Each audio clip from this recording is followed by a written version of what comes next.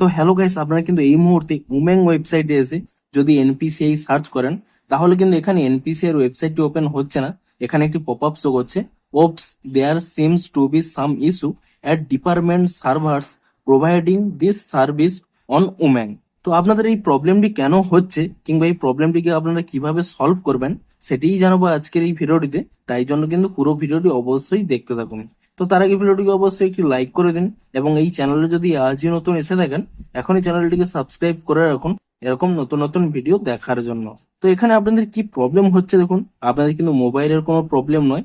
এখানে দেখুন স্পষ্টই লেখা রয়েছে যে department servers providing this service, তার মধ্যে কিন্তু ইস্যু রয়েছে। অর্থাৎ এই উমেং এর যে সার্ভার রয়েছে সেটির কিন্তু সার্ভার ডাউন রয়েছে।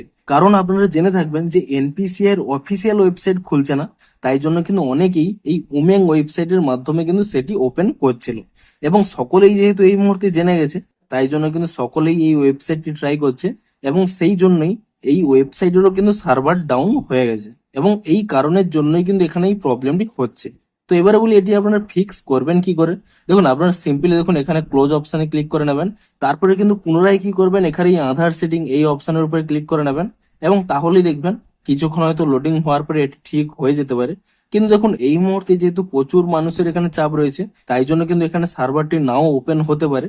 আপনারা সিম্পলি কি করবেন, যখন সার্ভারটি কম থাকবে হয় আপনারা কিছুক্ষণ পর ট্রাই করুন, না হলে দেখবেন আপনারা একেবারে রাতের দিকে ট্রাই করুন, একটা দুটোর দিকে ট্রাই করুন, কিংবা সকাল সকাল ট্রাই করুন 5টা 6টার সময়।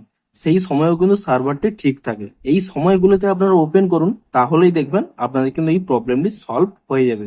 এছাড়া কিন্তু আর অন্য কোনো উপায় নেই।